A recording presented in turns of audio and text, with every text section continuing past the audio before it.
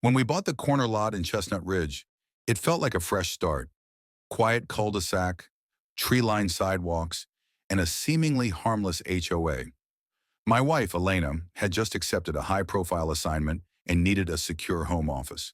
Not flashy, not too visible, just a quiet, detached structure in the backyard, built to code, approved with permits, insulated, soundproofed, and encrypted for what she did.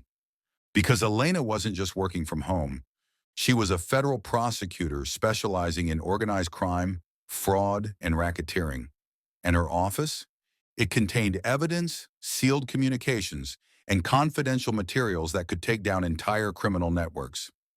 Then the HOA decided to destroy it, and they had no idea who they were messing with. The beginning. The trouble started 6 months in after a new HOA president, Dwayne Hemsworth, was elected. Chestnut Ridge had always had rules, but Dwayne brought something else: power trips and paranoia. Suddenly, residents were being fined for invisible lawn weeds and mailbox font violations.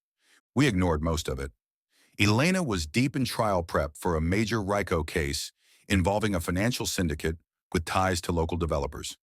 Ironically, some of those developers had built parts of Chestnut Ridge. Then the letter came. Your detached structure violates visual harmony standards. It must be removed. Elena calmly gathered the original permits, stamped and signed by both the city and the HOA from 3 years prior. We submitted the documents. They responded by escalating. The demolition order. No hearing, no board review. Just a posted notice on our fence. Unapproved auxiliary structure to be removed by HOA enforcement crew within 72 hours. It was outrageous, illegal even. But the HOA claimed emergency authority due to community character disruption. Elena called their bluff. She sent a cease and desist letter signed with her official DOJ credentials. That should have ended it. Instead, they bulldozed her office in the middle of a weekday when we were both at work. Security footage showed them breaking the lock, dragging out her government-issued briefcase, and leveling the structure with a rented excavator. They treated it like a shed, but what they destroyed was federal property. The moment they realized. Elena arrived first. She stared at the splinters of what was once her secure workspace, expression unreadable.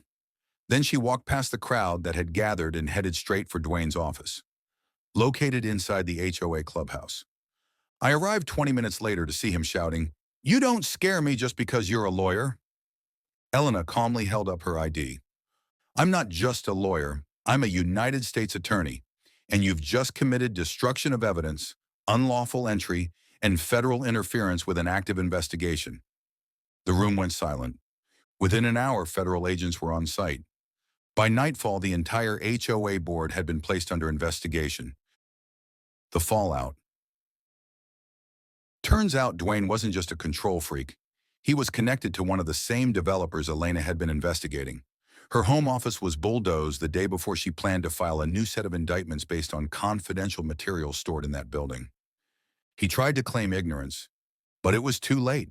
He and 2 other board members were charged with obstruction of justice, tampering with federal property, conspiracy to interfere with a federal investigation. Their homes were searched, phones seized, the HOA bank account frozen. The case Elena was working on? It gained national media attention after the incident. Her conviction record remained untouched, and her composure through it all only added to her legend in the U.S. Attorney's Office. Aftermath. A replacement structure was rebuilt, this time paid for with seized HOA funds. Elena returned to work like nothing happened, quietly preparing her next case. But the neighborhood had changed. No more harassing letters, no more HOA overreach, just quiet respect, and sometimes fear. People in Chestnut Ridge still whisper about the bulldozer, the federal vans, and the woman who didn't flinch when her office was flattened, because they didn't know who she really was, until it was far too late.